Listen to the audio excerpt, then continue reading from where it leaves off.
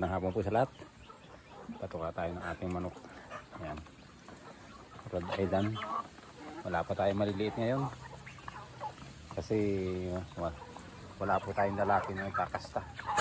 Nagbababa. Medyo bata pa sila. Ayan. Rhode Island na lang po ang ating paggigihin. At tapos ito. Ayan. Mga bibi. Ang problema po, kapos na po sa budget ng inyong kabutil. Yan, kaya taga-taga lamang dahil tayo po ay dumaan po tayo sa pagkalugi sa baboy dahil naubos po lahat ng ating baboy. Ano po, namatay lahat.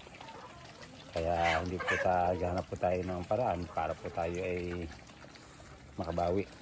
Pero tingnan po natin kung paano po ang susunod na mangyayari.